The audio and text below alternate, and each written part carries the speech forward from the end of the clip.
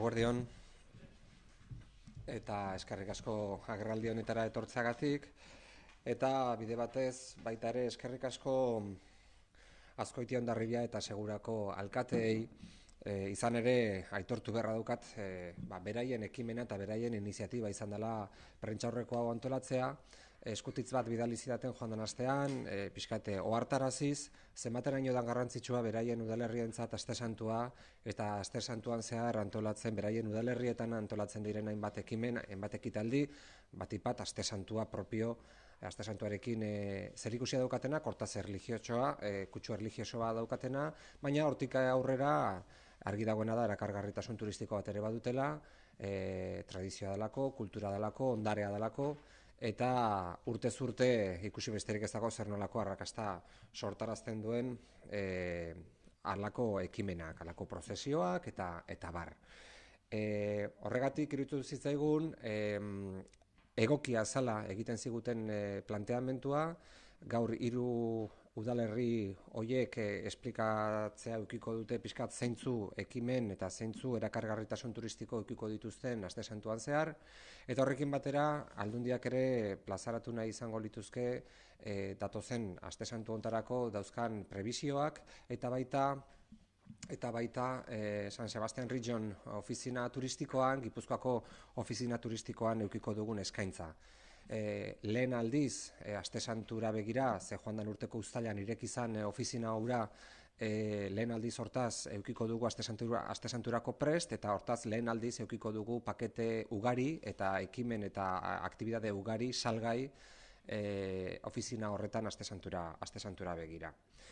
Decía que en definitiva estamos ante una Semana Santa con unas previsiones, digamos que interesantes. Hay que recordar que el año pasado la Semana Santa se saldó con un nivel de ocupación entre el 83-84% de ocupación. Aumentó el número de visitantes extranjeros. Es verdad que tradicionalmente la Semana Santa ha estado fundamentalmente dominada por el mercado estatal, han sido fundamentalmente españoles y turistas del Estado los que nos han solido visitar, pero ya en 2016, el año pasado, empezó a incrementarse de manera significativa el número de visitantes extranjeros que recibimos en Guipúzcoa, con incrementos del 11%. En cualquier caso, a nivel de previsiones, hay que decir que el 60% de los alojamientos consultados manifiestan tener ya ocupado en torno al 90% de su capacidad.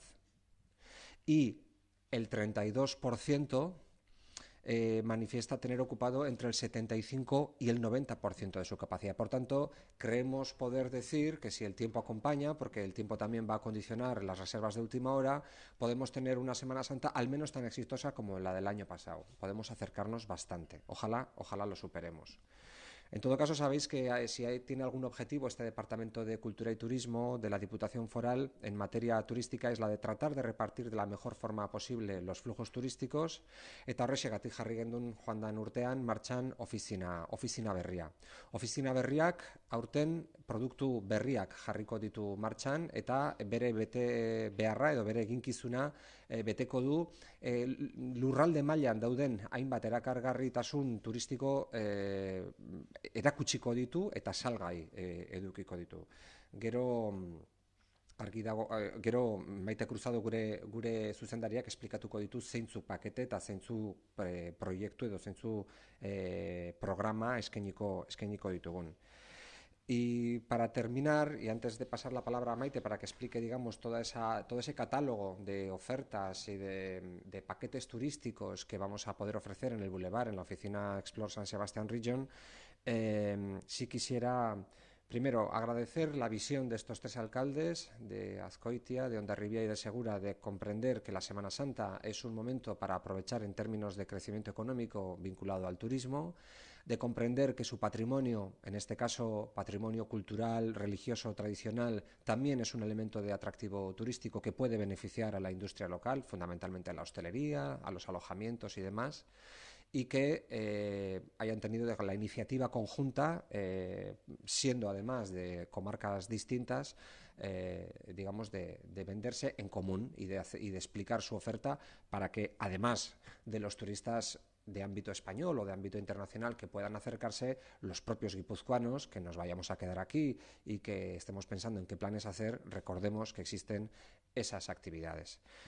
De manera que, bueno, deseando la mejor de las suertes no solamente a estos 3 municipios y a sus alcaldes, sino también al conjunto del territorio para esta campaña de Semana Santa, pidiendo que el sector, una vez más, esté a la altura y se comporte, digamos, con la profesionalidad que acostumbra para que el nivel de satisfacción de los turistas que nos visitan siga siendo alto y podamos repetir las extraordinarias cifras que se celebraron, que se produjeron el año pasado.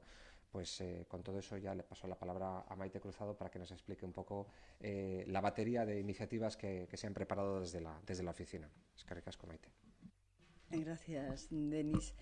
Bueno, pues en este caso, trabajando frenéticamente en la oficina San Sebastián Region y por parte de nuestra central de reservas y de recursos y experiencias diversas y además repartidas en el territorio, de tal manera que bueno, pues muchos de los resultados y de las referencias que voy a dar en torno a las posibilidades que se van a ofrecer desde la central de reservas acaban de salir del horno o están a punto de salir. Y en este sentido, pues quiero manifestaros que os hemos revelado incluso las 3 primeras que está todavía horneándose y que no, bueno, pues que no se ha concretado, pero que en todo caso esperamos que lleguen a hacerse en las próximas horas, antes del Jueves Santo. Me refería, bueno, pues a las experiencias de Txakolindegi, a las experiencias de Idiazábal y de Tolosa. Pero sí que confirmo que ya están cerradas. La verdad es que lo decíamos hace unas semanas, vamos a vender las visitas guiadas a Zumaya y está absolutamente cerrado, que desde la oficina San Sebastián Region en el Boulevard de San Sebastián y por otra parte también en la página web aplicando central de reservas, bueno, pues se puedan proveer quienes nos visiten y también, por cierto, los donostiarras y visitantes que vengan a nuestro municipio, como el resto de los ciudadanos de Guipúzcoa, porque evidentemente también nos debemos de mover de un punto a otro del territorio. Pues respecto a gastronomía, por ejemplo, visita guiada a Tolosa más un menú asador, visita guiada a menú sidrería a Valsisqueta, comida en sidrería en Astigarraga, cata de chocolates en Tolosa, elaboración de tejas, pinchos en Pasai Don Ivane. Bueno, podría seguir detallando esta larga lista, pero repito, son recursos vinculados a la gastronomía en distintos puntos del territorio, centrándonos además en el hecho de lo que enriquecen las experiencias para las visitas y los viajes de los visitantes. Igualmente, están prevista la venta de excursiones desde la central de reservas, comenzando por lo que señalaba anteriormente, bueno, pues cualquiera de estas modalidades vinculadas al geoparque, Flitch Esencia, Ruta del Flitch, salida geológica, la rasa mareal, Nautilus de los fósiles del Flitch, etcétera, etcétera. La aventura del Camino de Santiago, asimismo entradas a museos referentes en el territorio, como lo es el Museo de Balenciaga o también Albaola. Y bueno, pues el Acuario de San Sebastián, Cucha Espacio de la Ciencia, Harry Clutch, visita a las cuevas de Oñati, visita guiada más partido de remonte en Galarreta, o sea, cualquier otro tipo de experiencia. Cerrando esto, pues estamos hablando de running tour, tren, bus, visitas guiadas de grupo, motoras a la isla y catamarán. Es una larga relación que os hemos pasado, que os van a pasar en la nota de prensa. Como decía, en las 3 primeras cuestiones en este momento todavía se están tratando y habrá que incorporar a la nota, que no está, me consta, Albaola como recurso referente, que se ha incorporado también bueno, pues como recurso referente en el territorio.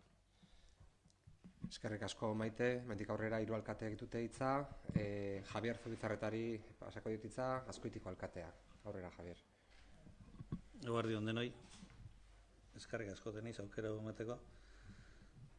Pozgarria da ikustea hiru alkatea ezberdin, segurako Hondarribiakoa eta Azkoitikoa ekintza baten batea eta diputatuen babesakin.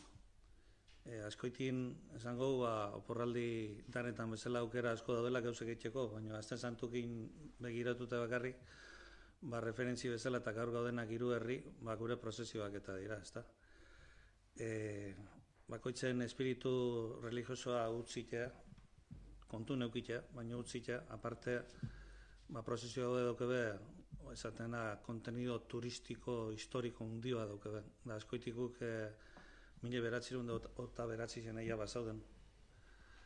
Gaur egunin behiraute, destakatzeana da, ostirel arratzaldeko izeritan etian prozesioa, bertan parte hartze 13 pausok, pauso hauek eta prozesio guzti hauek eta horre emateko, eskertzeko da, 300 voluntario pasa jardute behar lanin, gauza hauek ondo ateatzeko, eta gaina garai baten ohitura zan bezala, pauso bakutze kale bateko obesteko gateatzea, oin garai hauetan osatzea entiade gastronomikuk, kulturalekuk eta kirolekuk bai parte hartzea tema guzti honetan. Eskertzeko da orduan lan hau, eta guk asko baloratzeu, garai hauetan olako laguntzek izpalitzek egongo, desagertu ongo Eta berezi, naiz de ostuen ontan hasi, erremo egunekin, barkau jai ontan, erremo egunekin, eta berezitasune hostieleko ospakizunak batiz bat danetatiken gora gelditzena da, iluntzeko 9 territan ateatzean esatezagona entierro esaten. Bi pauso gertetze be, eta oso sentimentuk bereztitun gauze bada. Gonbideko nuke jende bat, ez da berri zen Azkoitiarra ambiente horretan sartuta bizitzeko momento bai espiritualak eta emotibok oso fuertiek. Decía que aparte de que Azkoitia siempre está abierta en cualquier momento a cualquier tipo de visitantes, en Semana Santa pues destacan también sus procesiones, que es una alegría para mí compartir tanto con el alcalde de Hondarribi como el de Segura, pues que hayamos aparecido en rueda de prensa los 3 alcaldes promocionando un poco las procesiones que se celebran en nuestras localidades. Yo de destacar que en Azkoitia son lo más importante, destacaría que es la procesión de la tarde, seguido del entierro de la noche.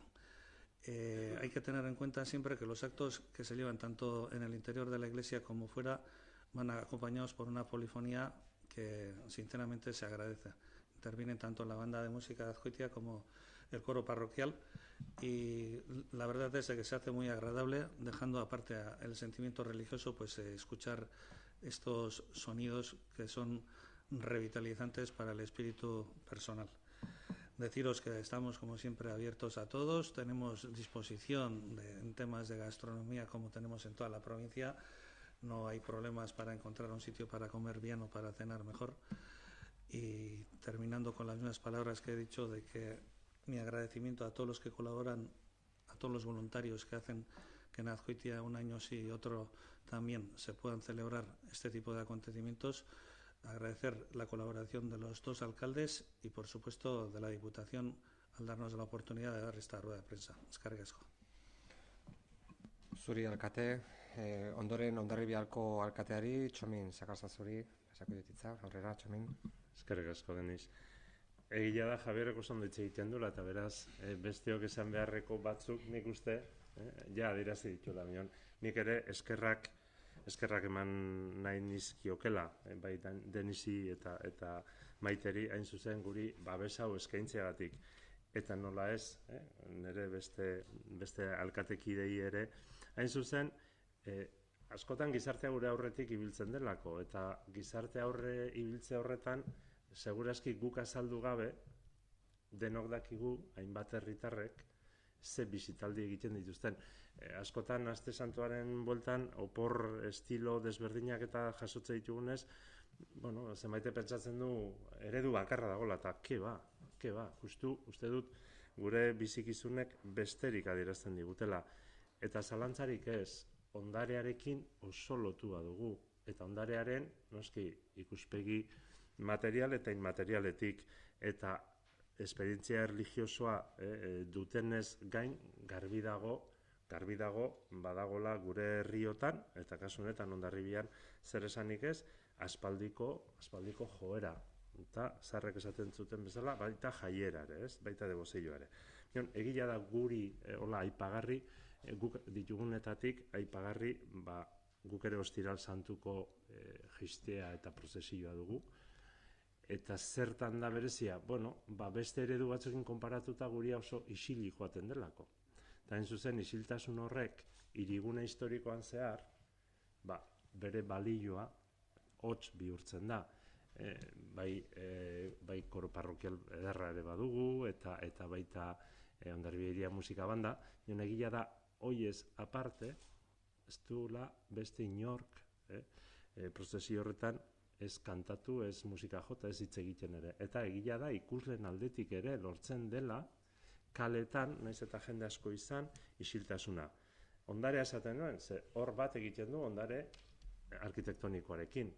Hondarribiko herribildua ezagutzen duzue, gure harresi arteko ibilbidea bakarrik egiten da, ez da hortik ateratzen, eta beraz, Ostiral arratsaldeko prozesio horretan, jende asko izaten da.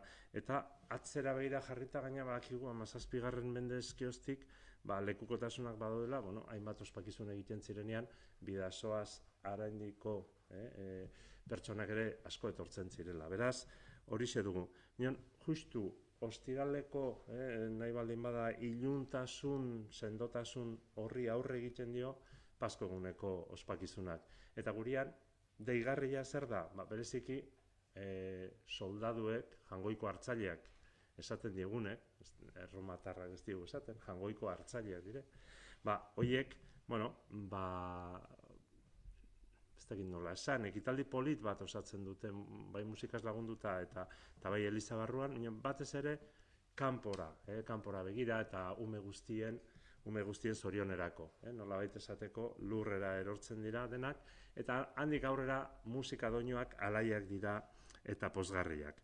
Beraz, alde horretatik baditugu bi momentu hoiek, nolabait jende askorak hartzen dutenak, ez dira ditugun momentu bakarrak. Hain zuzen ere, Pasko bigarrena, beste ikuspegi batetik, Pasko bigarrenean, hain zuzen Guadalupe izaten delako jaialdirako eta espansiorako lekua. Bai azoka txiki bat egiten da, bai herri kirol, bertsolari, eta horrelako, eta baita azoka muturra ere. Eta egia da, hori Pasko bigarrenean, beraz astelehenean ere izaten dugula herrian, eta alaxe bertako jende asko biltzen duen ospakizuna da. Egia da, beste alde batetik, eta ikuspegi kulturaletik, erramu igandia aipatu da.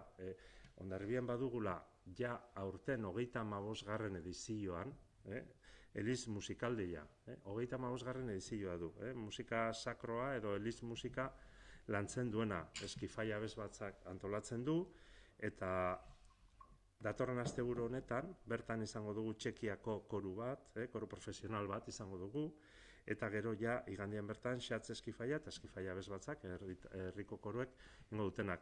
Aurreko asteburuan, bai Kanarietatik eta bai Errenteitik, Landarbaso, etorri zitzaigun. Beraz, bildu egiten dugu, bai kultur ikuspegitik ere, gure eskaintza.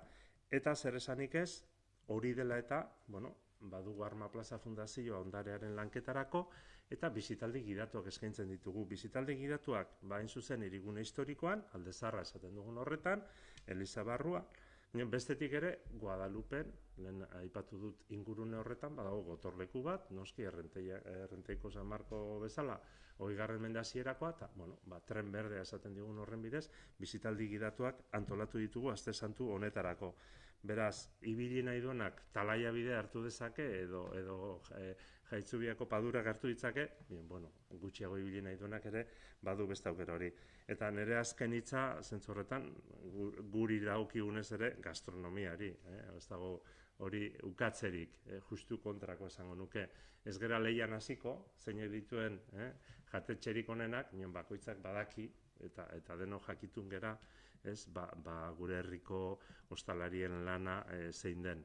Gure kasuan bereziki aipatzen da, pintxoetan dugun dinamika guztia eta dinamismo guztia, eta hori ez nuke alde batera utzi nahi, noski, bestelako jatetxeak ere baditugu.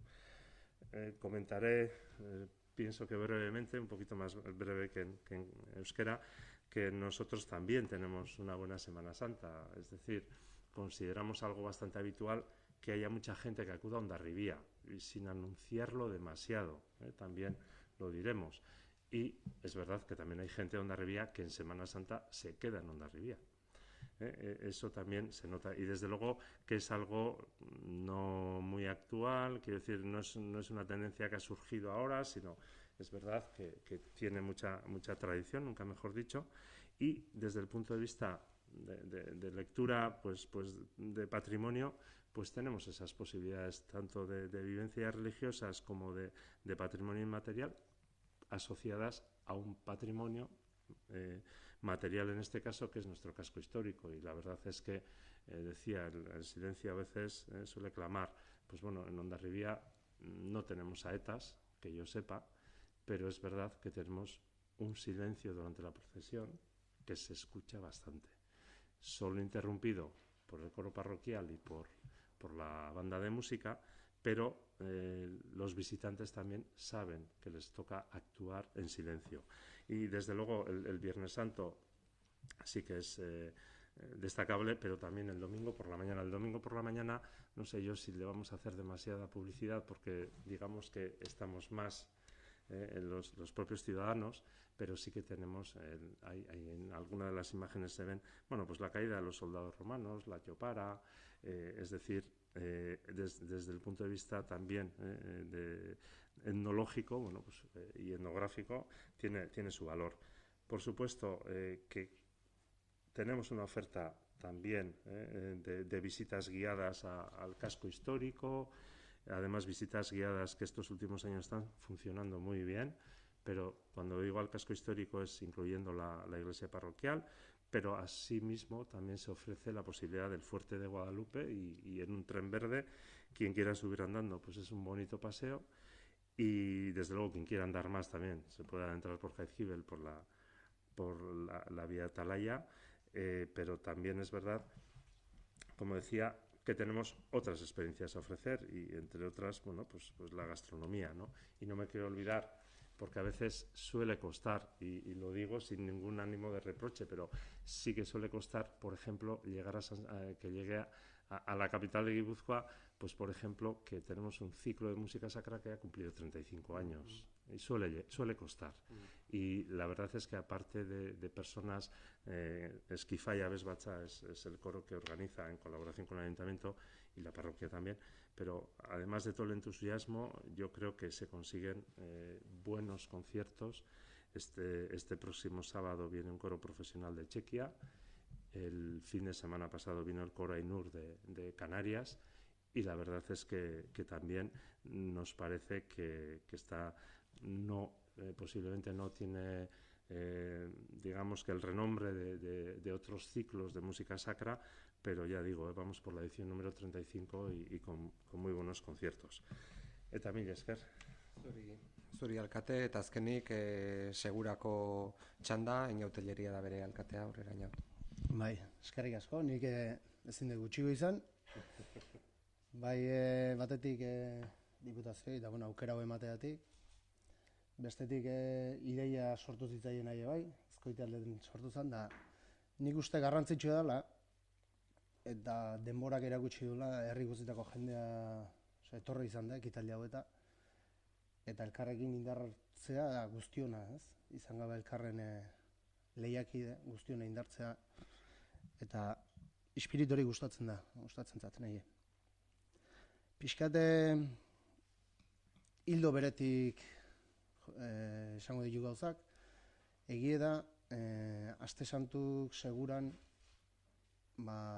herri guztietan dauden ekitaldi sorta, urte guztiko ekitaldi sorta dauken tokie, herritik haratago juten den ekitaldi badala, ez? Hau da, segura batzu baditu ekitaldi batzuk, segurarrentzako dienak, beste batzuk eixio zabaltzen dienak eskualde, baina, bueno, esan lehike, Aste Santuk, eta urten poderion irabazita, bai daukela, holako izen bat, bai herrialde mailan edo Euskal Herri mailan edo Euskal Herritik kanpore bai, ez? Hori esan da, pixkate Aste Santutan zentratuz eta egitarauen zentratuz, Txominek esan du bezala, garrantzitsuna dira Ostegun Santukoa eta Ostiral Santuko ekitaldik, baina baita erramu igandeare ospatzen da, egia da ez daukala holako jartzunik, eta herritarren parte hartzen dutela batez, eta ero Pasko eguna eta Pasko eguna ere bai, ez? Baina Ostegun eta Ostiral Santuko egitarauei erreparatzen badio, aipagarri dien gauza batzuk badi, ez?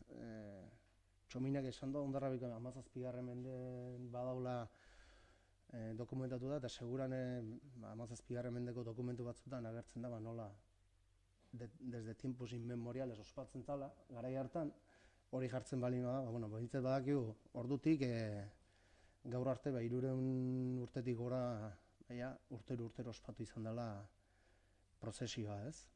Gu prozesioa, Aste Santua beto esan da, prozesioa horren parte.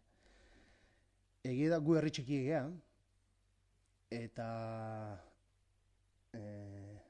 bizidan bezala ere, hau da, herritarran 100 handi batek, 350 pertsonek parte hartzen dute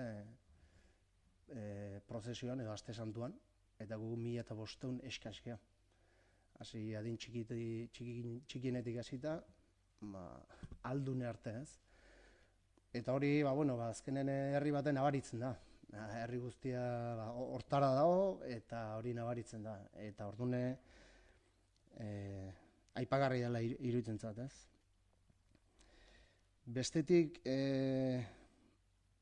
batez die prozesiok di ikusgarrik, meza izaten da aurretik, Ostegun da Ostiral Santutan, Ostiral Santuko prozesioa handigoa da, edo luzegoa da, edo jende gehiago parte hartzen du. 6 eta 4 izaten die bi prozesiok, eta Txominek aipatu du, eta segurane gertatzen da. Prozesio isilik juten da, ikusleak isilik goten die, eta izan nahiko hotxatatzen du, eotekoa da, nahiko, ez da adjetiboa zein da, baina solemne hola pixkat izaten da zirraragarria esango nukenik, ez? Eta gonbida hau jendea, bai Aste Santutan batzuk ezautzen dituna beste herrita etortzea, edo alderantziz, beste herrita jutea, ez? Gonbidatzea, nik uste gure herriare etortzen da, eguraldiak baldintzen du, baina etortzen da. Eta egun horietatik aparte, pixkat seguran promozionatzea aldea, segura hau kokauta gutzako inguru privilegiatu baten, seguro danok berdin esaten dula, baina Aizkorri, Aralar arten, ingurune natura bertan daukeu, eta hortaz aparte segurak mantentzen du kasko historikoa, ez? Erdiaroko egitura. Interpretazio zentro bat dau, Ardixarra turismo bulegoa bertan izanik, eta han nahi duna handi pasatzen balima informatuko da. Igual bereizgarri bezala, da segura kasko historikoa dela herriaren 100 handi bat. Ez dakit, igual Azkoiti eta Hondarrabi herri handia die, eta horiren abari da, baina segura kasko historikoa da, herria bea kasko historikoa da, naiz eta pixka zabaldu den, ez?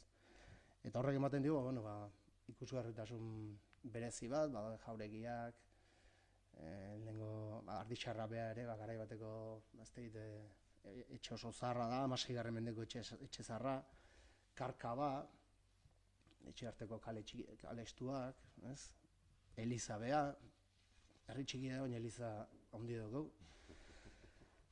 Eta baita beste herritan esan duen bezala, Ardixarra gertura bezkeo, bisitak idatu gehiago asmoa, bai Elizak, eta baina aipatu ditu horiek ikusteko. Eta gero baita bertako produktok edo inguruko produktok saltzen dan toki ere bai, ez? Eta hori lehen esan dena, gonbidatuta dago jende guztie, 3 herrita, gaur ezin da bestik esan, eta nire aldetik hoxe. Eskerrik asko gainaut. Mendik aurrera galderak egongo balira. No sé si el alcalde de Segura podría explicar un poco en castellano, bueno, las principales características de la Semana Santa del municipio. Hombre, ez dakit, itzulpen zerbitzua badagon, gu UEMako kide ere bagara, eta pixka bat nahi nuke arrazoiak ematea da. Batetik da arrazoia, nahi dugu euskeraz egitea eta euskera indartzeko modu bat iruditzen zaio, eta gehiago itzulpen zerbitzua baldin badago, eta bestetik, nik ere esaten dudana, askoz ere errazago esaten dudala euskaraz. Para el alcalde de Hondarribia, no sé si él tiene un poco unas perspectivas de cómo puede funcionar el turismo en el municipio esta Semana Santa, si tiene... Sí, bueno, tengo las referencias del año pasado digamos, de las personas que pasaban por el Centro de Información Cultural de Arma Plaza, que fueron 3.269 personas. Quiero decir que son unos días de afluencia. Por otro lado, pues el 72% de esas personas eran del Estado, fundamentalmente, y luego hay un 7% de franceses. No tengo yo las previsiones de ocupación, pero digamos que nuestras expectativas también sí que andarán por esos datos. Yo pienso que, siendo la tendencia general, digamos, a una mayor ocupación, me atrevo a decir que andaremos más cerca de las 4.000 visitas que de las 3.000. Y claro, además también en nuestro caso se suele notar que la Semana Santa, bueno, es evidente que empieza el Domingo de Ramos, pero es verdad que las vacaciones en algunas comunidades, por ejemplo en Madrid, sí se suelen notar en Hondarribia, y este próximo fin de semana se suele notar esa afluencia.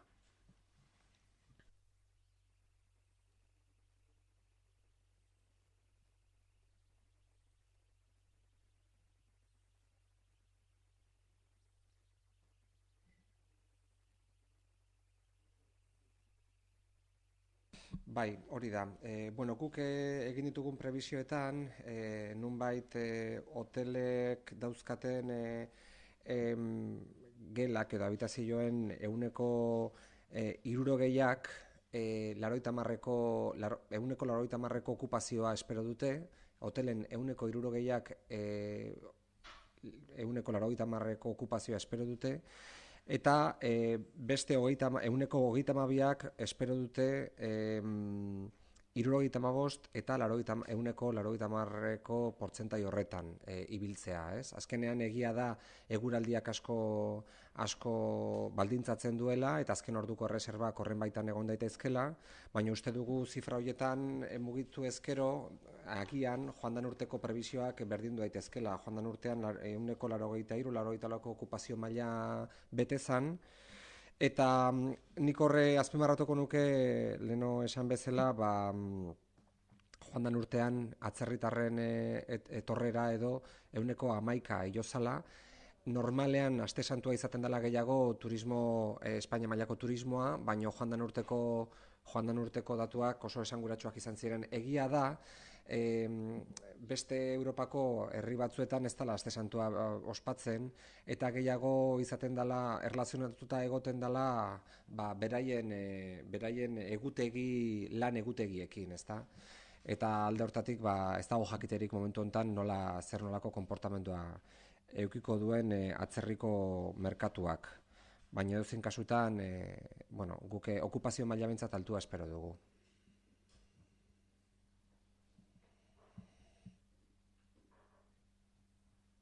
Oso ondo, besterik ez bada, hementxe eskerrik asko denoi.